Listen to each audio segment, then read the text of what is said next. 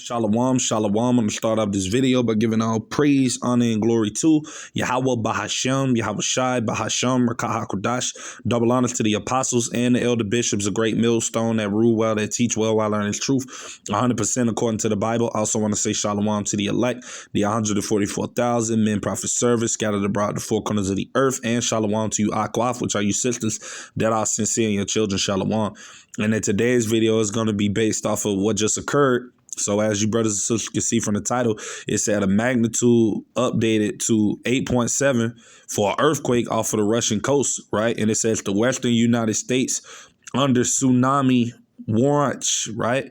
So like I said, man, Yahweh Ba'Shem Yahweh Shai is doing a lot of things in the earth, and a lot of things are about to begin to happen, man. But we know that ultimately, Lord Yahweh Shai said that these things will be happening in the latter times, man. You see, and he actually gave his disciples the rundown of basically the things that were going to be occurring in the earth, ultimately before he made his second return.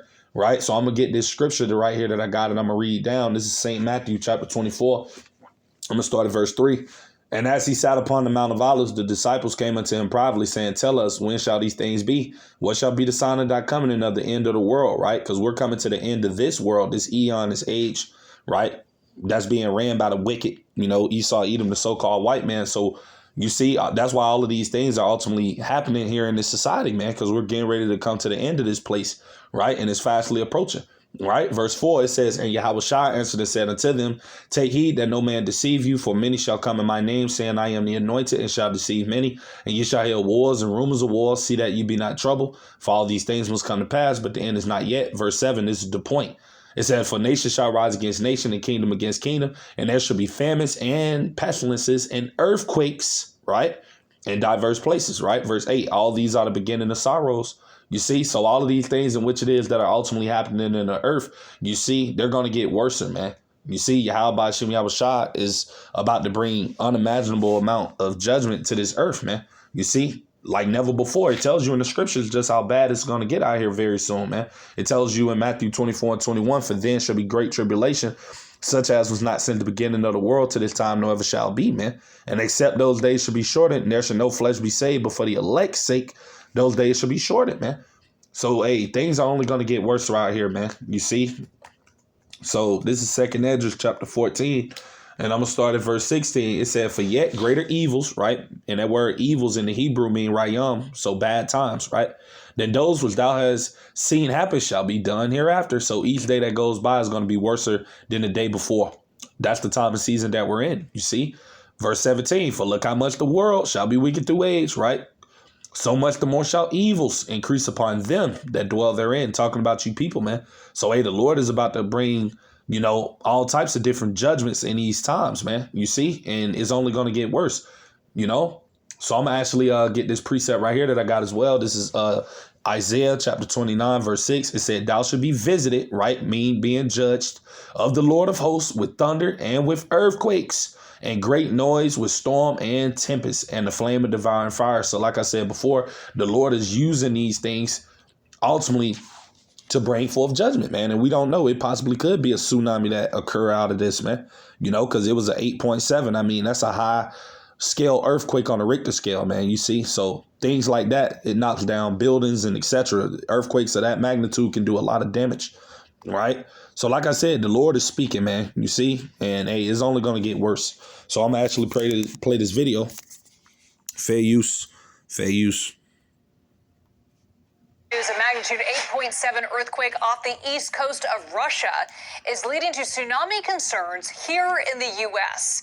The Aleutian Islands in Alaska are under a tsunami advisory, while Hawaii, California, Oregon, Washington, and other parts of Alaska are under a tsunami watch. All right, let's take a live look now at Kushiro, Japan. And according to Reuters, tsunami waves reaching 1 to 3 meters above the tide level are possible along some coasts of Guam, Hawaii, and Japan. Now, this is all based on information from the U.S. Tsunami warning system. So I want to bring in Paul Hagen because, Paul, we've unfortunately covered tsunami watches, warnings before, and language is important. There's a difference between a watch, a warning, and advisory, and obviously an alert. And this is still something that's in flux. They're still calculating the most likely magnitude of the waves that would reach the west coast of the United States, because that's kind of farthest down the chain. They've got several hours to worry about that. It wouldn't hit the west coast until around midnight Pacific time.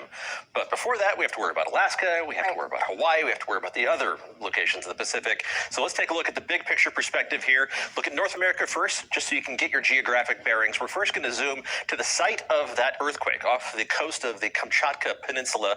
This is the east coast of Russia, an underwater earthquake, and that promotes those tsunami waves to spread out from the epicenter of that 8.7 earthquake. So Alaska has tsunami warnings and watches in effect on the Aleutian Islands and then towards the mainland of Alaska as well. These are some of the first places that are going to be seeing those higher than normal waves, higher than the tide line, and that's what we worry about with those larger waves pushing the water further and further inland than what residents are used to. Hawaii also under a tsunami watch, expecting for the northwestern end of the Hawaiian island chain the potential for the waves to be more than 3 meters. That's almost 10 feet taller than normal once the waves make their way to the big island of Hawaii and some of the more densely populated islands, Maui and Oahu. The waves more likely to be in the 1 to 2 meter range, but that's also still subject to recalculation as more data comes in. Likely between about 6 and 7 o'clock Hawaiian time for those waves to reach the northwestern tip of the Hawaiian island chain, closer to about 8 o'clock Hawaiian time for it to reach the big island. That is in a few hours. So right now it is 2:43 Hawaiian island time. And then after that, the waves are going to make their way towards the west coast. We have tsunami watches in effect from the Pacific Northwest down to the entire coast of California. Right. So we basically got a gist of everything it is he said, brothers and sisters. So, this earthquake that just occurred, it could possibly, cause tsunamis, man. You see, not saying that that's what's going to happen, but I mean, hey, we don't know what the Lord ultimately has in store, man. And we know that, hey, we're living in those times and seasons where, hey, anything is bound to happen, you see. So I'm actually get this precept right here that I got. This is 2nd Esdras chapter 9. I'm going to start at verse 1 because all of these are the tokens, man. Right? It said, he answered me then and said, measure thou the time diligently in itself. Right. And you're able to measure the time by ultimately looking at what the prophecies say and aligning it with what's going on in the world. You see. And it said, and when thou seest parts of the signs pass, which I have told thee before, right? Verse 2, then shalt thou understand that it is the very same time wherein the highest, right, will begin to visit the world which he made, man. You see, the Lord is about to start judging this earth, man. That's why you got all of these things ultimately occurring, man. It's no coincidence that these things are happening, man. You see, so to the people in the world, they ultimately think that these things are normal and that these type of events always occur, but it doesn't, man. You see, because the Lord is allowing these things to happen, right? So it says, verse 3, therefore, when there shall be seen earthquakes, right, and uproars of the people in the world, you see all of these things occurring, man. All over the world, you got uproars of the people complaining about how unfair things are. All of these wars that are happening, people complaining and uproaring and, things like that. It's just a lot of derision, perplexity of the people. Right. That's what you see happening all around the world, especially in this place, America, but in various other places. Right. It says, verse 4, then shalt thou well understand, right, that the Most High, right, spake of those things from the days that were before thee, even from the beginning, right? Because all of these things are ultimately a part of prophecy and they were written in the beginning. And now we're just playing these things out now here in our time, you see? But all of these things that are happening are prophetic, man, you see? So verse 5, for like as all that is made in the world have a beginning and an end, right? And the end is manifest, you see? So the end is revealing itself. And the way it's revealing itself is through the tokens, right? Or the prophecies, right? That Yahweh Ba'ashem Yahushua have ultimately laid out and how we see all of these things coming to pass now. That's just further indicator that we're at the end of the so-called white man being in power, man, that he doesn't have a lot of time left. You see, that's all that is detailing. See, because when, like I said earlier, when it's talking about the world, right, it's talking about the end of this man's world. You see, as it tells you in 2nd Esdras 6 and 9, for Esau is the end of the world and Jacob is the beginning of it that followeth. So we're getting ready to come to the end of this place. You see, that's why we keep seeing all of these things happening in the earth. And it's a wonderful time to be alive, brothers and sisters, you see, because that ultimately lets us know that, hey, we're getting closer and closer to the return of the Lord, man. You see, things are about to start picking up out here, man.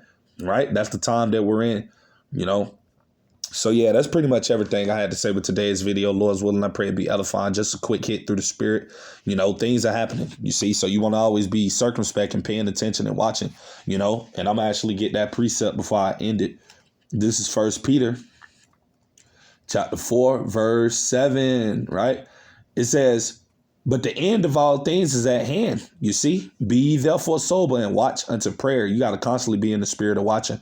Speaking to myself first and foremost, because like I said, a lot of things are happening, man. And if you're not watching, you know, things can go under the radar and you won't get it, you see. So you definitely want to be in the spirit of watching, man, being circumspect, you see. So, yeah, to the next time, I'm going to say shalom.